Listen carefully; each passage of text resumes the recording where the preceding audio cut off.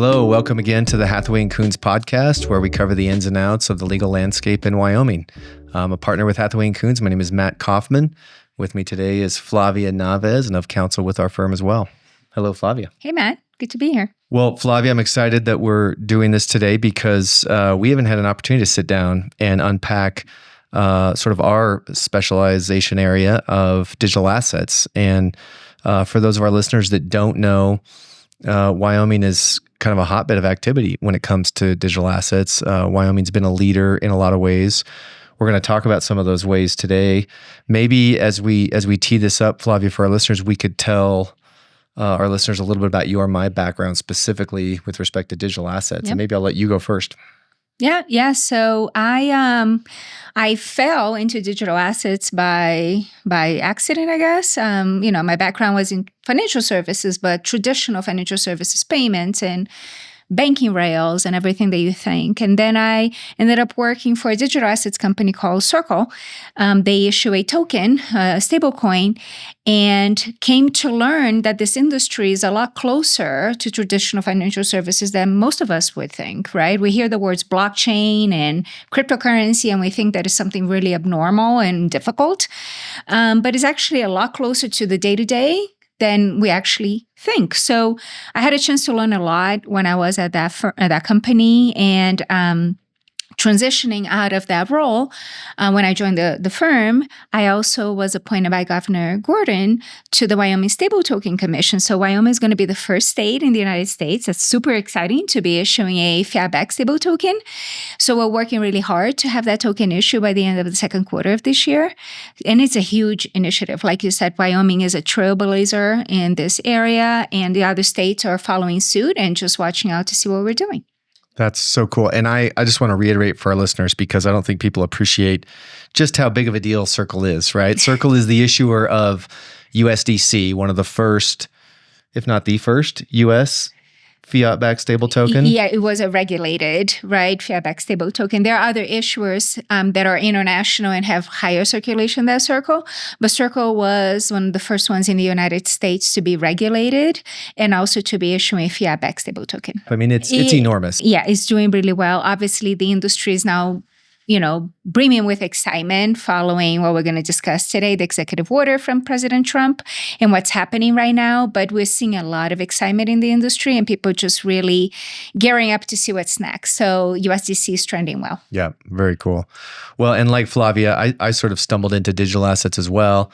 I've always been sort of a corporate securities attorney. But a number of years ago, when I was serving on an ancillary committee I was appointed to by Governor Meade, I was asked to join this brand new task force, though at that time it was called the Blockchain Committee, to take a look at this opportunity for the state and to develop blockchain policy for the state.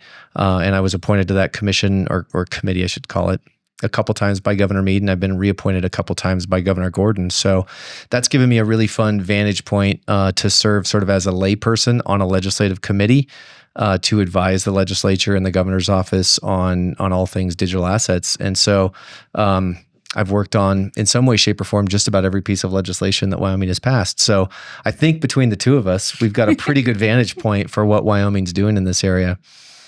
Well, maybe let's start, Flavia, by setting the stage a little bit, because I think the timing of this podcast is really interesting. Again, for our listeners that don't know, we're coming out of, and I'm not meaning to make any political statements or undertones by this, but we're coming out of an administration that was very unfriendly to crypto and to blockchain in the Biden administration federally, both from a regulatory standpoint, but enforcements all the way to bank regulations. And we have suddenly come into a new administration that is 180 degrees different, right? And now it's incredibly permissive. We're going to talk about some of the things that President Trump has done just in the first few weeks of his presidency. So where do we start? Should we start with the executive order? Should we start with, you tell me where we start. Yeah, I think we can just see why is it that we got to this point, right? And this is years in the making. It's funny because we had Hester Pierce issue a statement yesterday from the SEC. She is leading the crypto task force at the SEC. And she said that this has been years in the making. Right? And she's absolutely right. So the digital assets industry has been growing and it's still very nascent, right? It's a decade or so old. But it's growing and it's becoming more mainstream. And with that, people just started getting really nervous about it, right? Anytime that there's change, people get nervous about it, right? We see that happening when the internet was introduced, when payments over the internet got introduced. There was always this fear of the unknown. And then time goes by and people get comfortable with it. With digital assets, I think because it is disrupting an industry that is so well established with traditional banking, it just faced a lot of opposition, not only from the industry, the banking industry, but also from regulators that just didn't understand when we talk to clients is we need to remind people that regulators are usually trailing behind technology, right? Technology is 10 steps ahead. By the time that the regulators catch up to what you're doing today, you're already doing things a year or two down the road, right? So they are always trying to understand what you're doing. And with that, they're always like, wait a second, let's put the brakes on this thing. What happened with this industry is that trying to put the brakes on it, at the federal level, you had this kind of regulation by enforcement that was led by the Securities and Exchange Commission. And then you had the banking regulators imposing this so-called Operation Choke Point, whereby they were telling banks, don't bank the crypto industry. So you're preventing the digital assets companies to having access to banking rails, which just inevitably curtail their ability to grow. And then you have the SEC coming in and trying to shut down people by enforcement or imposing substantial fines. So all of that has been happening for the past 4 years or even more than that. And it just got to an extent that people are saying, I'm going to leave the United States and go somewhere else. So you're seeing jobs from these very large companies going abroad. So the technology, the education, the investment, the revenue is all getting abroad and not coming to the United States. So now the U.S. is lagging behind China and behind these other countries that continue to invest. So what this administration is now looking to do is let's stop this. Let's try to actually take time to understand what it is that needs to be done and take quick action on it instead of waiting 4 years down the road, which kind of resulted in the executive order. Yeah, and I think you actually teed up some really interesting history because most people don't realize, as an example, the Bitcoin white paper, the very first blockchain was issued in 2009, right, by Satoshi Nakamoto. The industry kind of was incredibly niche, right, for 2, 3, 4 years. In the 2015, 2016, 2017 timeframe, we saw this explosion of what the industry at the time called ICOs, initial coin offerings. And that's where companies were thinking that they were issuing tokens on blockchain projects to raise money, thinking that it wasn't a security or thinking that it wasn't going to be regulated, that it was somehow this loophole. And we just saw this massive explosion. And that's kind of when Wyoming first really got into the game, was kind of that time period, 2017, 2018. And while there's certain things a state like Wyoming can do, and we'll talk about some of those bills that were passed, there's only so much a state can do, right? And what you're talking about very clearly kind of shows that while we were in a Trump administration era during part of that period, the industry was still so small at that point. Not a lot of people cared. And then all of a sudden we had this explosion. And yes, with the explosion, there was a ton of fraud, right? A ton of bad actors. Not super surprising. But then again, we saw the presidential administration come in with this choke point effort to kind of just cut out the industry. But so much of that, from our vantage point, was based on kind of bad information, fear-mongering, Again, there was bad things. There were things that certainly need to be regulated, but there was also a lot of good innovation, which ended up being driven offshore. Yes. And you saw that growth during the COVID lockdown. People are home and they need to interact with others and they're trying to do things. And because we cannot have direct contact with anyone and stores are closed, banks are closed, blockchain is 24/7.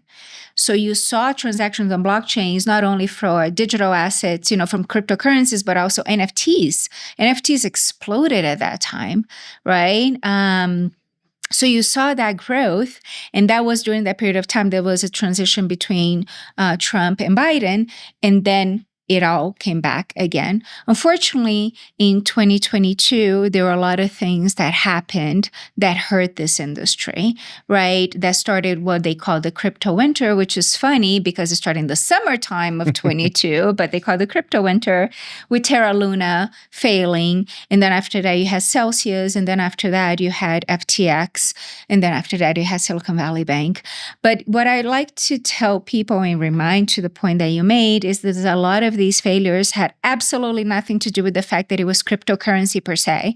It was either a failure of controls of an individual or mismanagement of assets. I joke with clients that, Sam Bankman-Fried could be selling socks and coffee mugs and he still managed to mismanage people's funds, right? What happened had nothing to do with digital assets itself, but because FTX was such a huge presence in this industry, it just tainted the industry with this idea that is mismanaged and people just here to take your money and run away with it.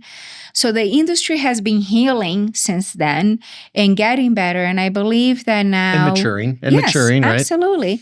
I think that now with the support from the administration and actually taking the time to understand how it needs to be regulated, which is, again, what the task force that was created by the executive order is meant to do, we were hoping that it's the next step for the industry. Yep.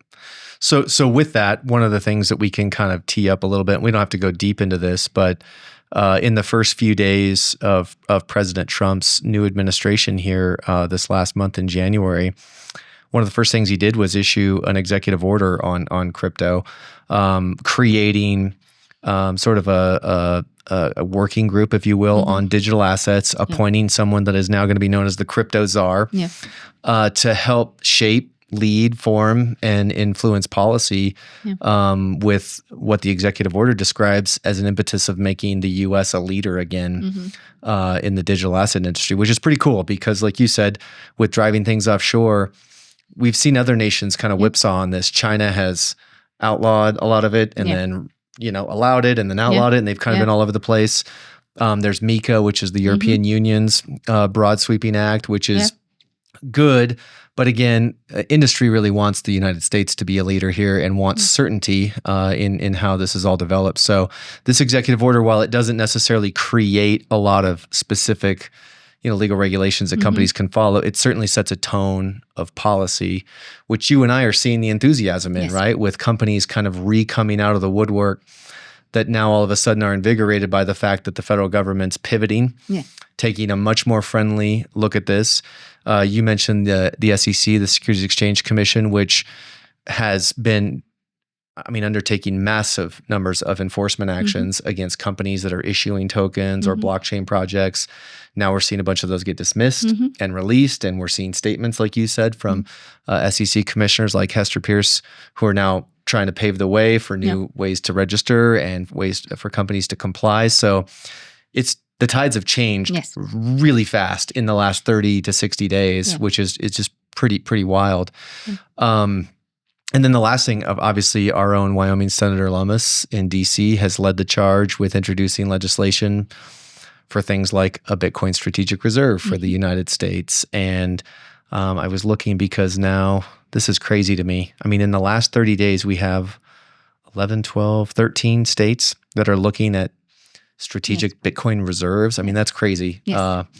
A year ago, people would have laughed at you if you would have said that was going to be the case. So things are changing really quickly in that front. So maybe you and I could spend a few minutes now talking about, with that legislative policy change, what are we seeing here in Wyoming? Because again, Wyoming has enacted, depending on how you count, 35 or 40 different pieces of legislation to encourage, enable, and authorize companies to operate in Wyoming. But there's only so much that we can do at the state level without federal regulatory pathways. So maybe talk a little bit about what we're seeing in terms of company growth. Yeah, no. So like you said, there's a lot of excitement, and but also a lot of it still try to figure out what's going to be. So the executive order says, yes, go working group, 180 days, figure out what this is, come back to me and let me know what we need to do. So which is funny is that they were doing the same exercise that the state legislators here in Wyoming did, which is sit down and figure out what you need to do instead of regulate by enforcement, actually try to understand what this industry is and propose laws that actually regulate it the right way, right? So the federal government is following what Wyoming has done for a while. But you're right that because Wyoming is a state within the United States, preemption happens for certain actions. So you have to have the federal law matching the state law. Otherwise, you can really proceed. So we're having a lot of clients come to us and be like, hey, what can I do or what can I not do? So obviously in Wyoming, we have incorporation for different types of decentralized organizations, right? Wyoming has had the Dow LLC for many years. Now we have the Duna LLC. And those things are in place and they can actually be used, but we still need certainty at the federal level that certain types of activities that these entities engage in will not be perceived as an exchange or securities, investment contract or investment management or anything like that. So we're hoping that that is going to come down. At the same time, you have the state continuing to take charge on it. So continuing to push. As I mentioned earlier with the Wyoming Stable Token Commission, a lot of states have been talking to us about this. They have approached the commission to try to understand what we're doing because they want to have a similar kind of engagement, but they don't want to be the first, right? So there's always being the first is a huge privilege and an immense burden because you can, fail miserably, but you can also excel immensely. So you have to just be very careful to set the tone the right way. So people that comes behind, the ones that come behind you are doing things the right way as well. Yeah, I'm going to drill down on something you said just a little bit with respect to the Dow LLC and the creation of the Duna. Mm-hmm. And for those of our listeners that don't know what those are, we'll talk about that in just a second. But that's one of the things that Wyoming has been able to lead in and control. Entities and the creation of entities are a creature of state law, not federal law. So where like Wyoming is the original inventor of the LLC, Wyoming also led the way and created a new subtype of LLC called the Dow LLC. Dow stands for Decentralized Autonomous Organization, which is kind of just a cute way of saying it's an algorithmically controlled entity or an entity that you can, optimize through algorithmic control. And that's something that's really important to the blockchain community because a lot of the blockchain protocols themselves have been born out of this code rule set that in some ways can act like its own entity, right? And so people have tried to figure out ways to put legal wrappers on that, which is something that we've worked a lot in, right? The Duna is just basically the nonprofit version of that, right? As opposed to the for-profit version of that. But we're still, Wyoming are definitely the leaders in that. What's interesting though, and I just want to drill down on this point, is as recent as 30 days ago, you and I were giving advice to clients when they would come to us and say, hey, we want to start a DAO or a Duna and we want to issue a token out of it. And we're like, don't do it here, right? You got to go offshore if you're going to do that because there's too high a risk of enforcement against you. Literally now 30 days later, that landscape has totally changed. I don't know if we're going to be taking on token issuance projects anytime soon, but right? I mean, that's one example of the ways that people are trying to innovate and the ways that people are trying to use blockchain protocols for all kinds of new methods of business. Absolutely. And so the clients that we've been talking to, they're like, when can I start? I'm like, incorporation, to your point, is a state regulated activity. So go ahead and set up your business.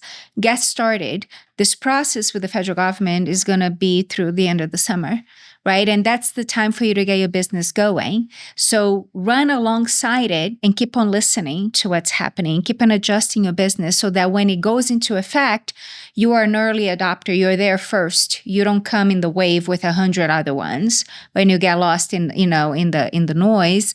So be one of the first ones to move alongside the regulation. So it's interesting because we're just seeing these things. And again, the pace that this is happening is so quickly. We had the executive order, I think it was a week or two ago. Then we had Commissioner Spears' statement yesterday. And then last night at the same time, we had Senator Loomis and other senators present an act for the regulation of stablecoins. For our listeners' benefit, Flavia, maybe real quickly just explain what a stable token is. Yeah, so it's really the breakdown of the word stable token. So it's a token that maintains a stability in value by pegging it to a type of asset. A truly stable token is something that is pegged by a currency like the US dollar or the euro. You can also peg it to a commodity like gold or copper. However, price of commodity fluctuates, so there's not that true stability. There's a little bit of fluctuation. You have so-called algorithm stable coins, which are pegged to an algorithm, and the Terra Luna was one of them. Those are not really stable because the algorithm fluctuates highly. So to try to keep that stability, try to something that will not change in value. If you contrast that to Bitcoin, for example, that is not pegged to anything, and that's why you see so much fluctuation in stablecoin, and the price goes up and down depending on market demand. If you look at Tether, or if you look at USDC, or you look at the tokens issued by Paxos, they're usually 1-to-1. So you put $1 in and you take one token out. And that's what a stable token is. And you did a really good job of explaining that. One of my pet peeves working in this industry is still the term cryptocurrency, even though I say crypto myself all the time because it's just easy, because it's such a misnomer, right? Yes. Because blockchain projects are not all the same. Yes. There are many different applications. Stable tokens have emerged as kind of one of the dominant major themes out of blockchain because it's programmable money, right? It's direct forms of payment. And you're right, like the emergence of ones like Circle and USDC that are pegged to the dollar are enormous, and they're growing in use and value, but there's all kinds of stable tokens. So talk now, sorry that we've kind of laid that groundwork. Talk a little bit about this legislation that literally dropped last night. Yeah, so the Genius Act, so Senator Loomis has been trying to work on this for years, and different senators have proposed different versions of this bill in different ways. When you have, again, a stable coin that can be used for a form of payment, depending on the value of circulation of that token, it becomes something that is really important for the financial system of the United States, and potentially could impact its stability.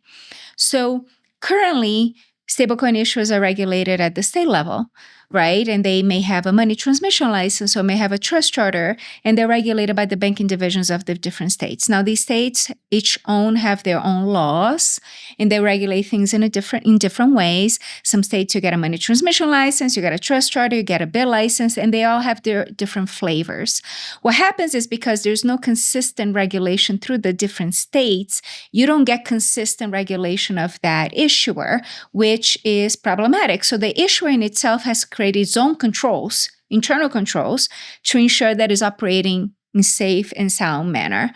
Now, if you put that issuer with an oversight of a federal regulator, then that you have one regulator for all activity, and it's one set of rules that applies across. So you have more stability in regulation, and you know what you need to do to operate. So what this bill is coming to do is to provide an alternative to existing issuers to either be regulated at the state level or the federal level. The United States has a dual banking system whereby people have state banks and you have federal banks, right? Some are regulated by banking divisions like the Wyoming Division of Banking, and some are regulated by the Office of the Control of the Currency, the OCC. And those are the two banking regulators. But then what you do now is you get that issuer and you say, okay, you're either regulated by the Wyoming Division of Banking or by the OCC. Who is your regulator? You keep both. What this bill is proposing, okay, if you are at a smaller issuer, you stay at the regulation at the state level. When you become systematically important to the financial system, you are now being overseen by one regulator only at the federal level. And this is has been in the work for years, has had input from different, industry participants, as well as the Conference of State Bank Supervisors, in ensuring that the dual bank system is protected and that regulators continue enabling growth. Because if you demand oversight by the OCC for every single issuer, you are likely to curtail development of new cryptocurrencies because the bar for that regulation is very high. Yeah. And it just occurred to me as you were explaining that we should probably distinguish for our listeners that aren't familiar. There's a term that gets thrown around a lot, CBDCs, central bank digital currencies, which President Trump has been very vocal against. A lot of governors and politicians have been very vocal against. I mean, CBDCs are essentially a state-issued stable token, right? Or a state-issued form of payment. So that CBDC is actually different. It's a central bank digital coin, which means that it can only be issued by the Federal Reserve, right? So CBDC gets tied to the Federal Reserve system. So it's pretty much like the US dollar bill that you have that is also issued by the Federal Reserve, but in a tokenized manner. The challenge with CBDCs is because they will likely be put into private chains instead of public blockchains, whereby the privacy of the transactions will no longer be there. Today, if you have a dollar bill, you take it out of an ATM and you can hand it to anyone that you want, and you don't have to record that. Obviously, the bank knows that you withdrew that money, but who you gave it to there's no record. That is a private transaction that you decide to do.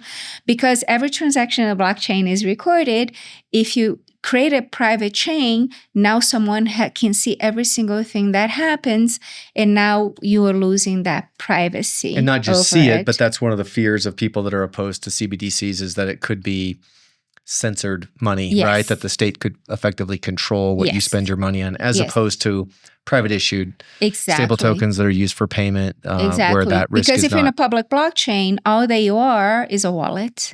Right. You're not John Smith, the date of birth, January 1st. Yeah. So that is the type of privacy that people are still looking to have in financial services, and they should be entitled to that privacy. So when you're dealing with these stablecoin issuers, you do maintain your privacy by engaging in transactions in public blockchains, whereby a CBDC, you're likely to lose that privacy in that transaction. Yeah. That's a concern. So while we're on the topic of stable tokens, you were appointed by Governor Gordon to the Wyoming Stable Token Commission, which is a brand new commission that was created 2 years ago by the Select Committee. Yeah, by some state legislation with the idea that Wyoming would create and issue its own stable token. Tell us kind of at a high level, what is the vision of the project and what's the goal? Yeah, so it's not a CBDC, again, because the state of Wyoming is not going to issue money. Right? Under the Constitution of the United States, states cannot issue money.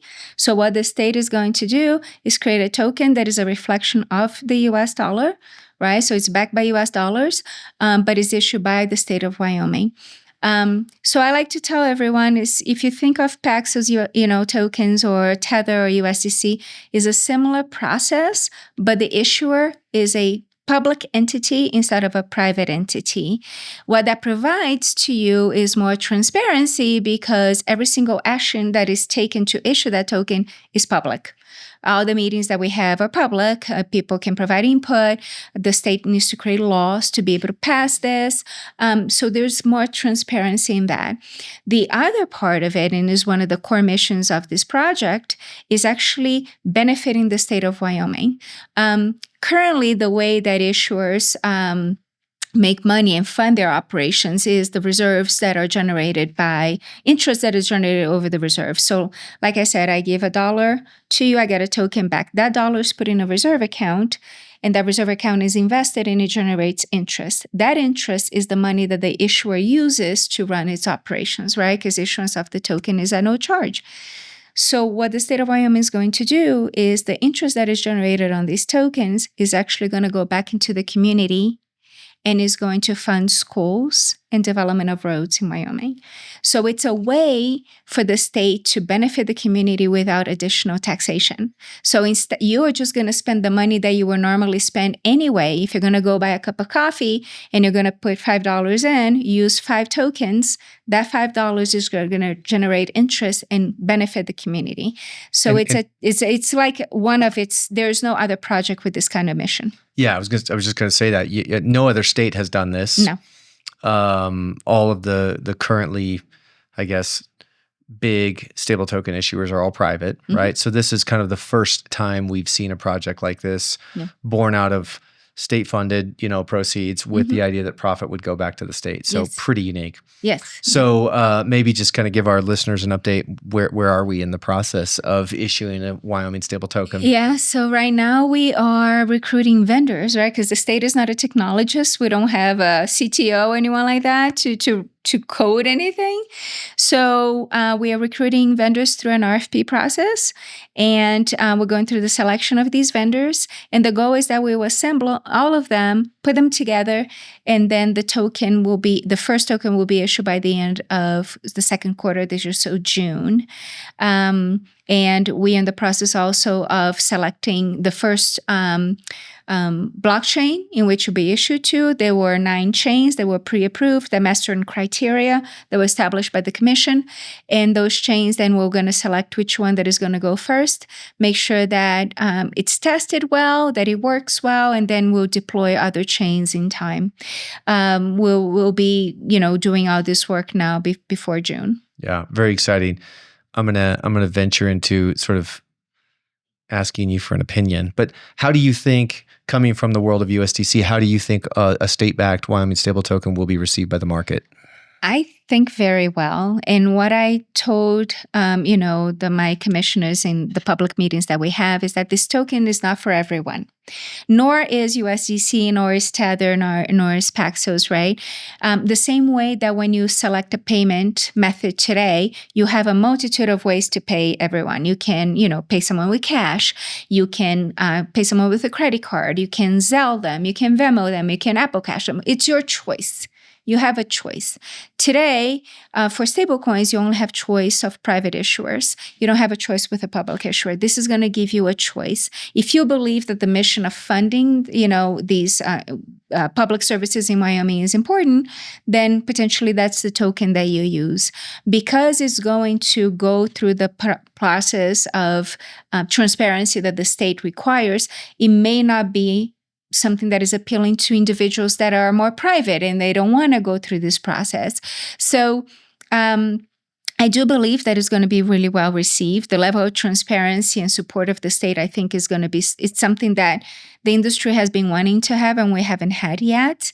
But again, it's not going to be for everyone. We're going to need to have an educational campaign that comes with it to explain to people why it matters to use this and how it's going to simplify your life and how it's going to benefit the state of Wyoming. Yeah. So it's interesting. I mean, we've already talked a little bit about the political cycles, over the last 10 years, I guess, of how the industry has responded kind of to the political challenges of just developing products and services in this industry. But it's interesting because there's been kind of market cycles within those political cycles, right? And just things have kind of come in and out of favor. Yeah. And it's really interesting right now that stable tokens are just such a dominant force. There's so much money flowing into developing payment technologies and settlement technologies for stable tokens. I think it's a really exciting time. No, absolutely. There has been this resurgence of stable coins recently, and everyone is really excited. They said that is the untapped territory in financial services, and that they anticipate a growth in this industry in the next 5 years. So yeah, it's coming back. Again, to your point, there are waves, right? We saw this wave in 2021, and then it cooled off, and then it goes back again. But we're hoping that now that is going to be accompanied by regulation, then it will be more stable instead of going up and down. Before, it didn't have the support of the federal government. Now it will. So the hope is that it goes up and stays up instead of going down again. Yeah. Well, thanks for joining us for the Hathaway and Kunz podcast today. Please tune in again. We're going to continue this discussion in a part 2. There's so much to uncover here. It's a little bit too much to do in one episode. So stay tuned and join us again.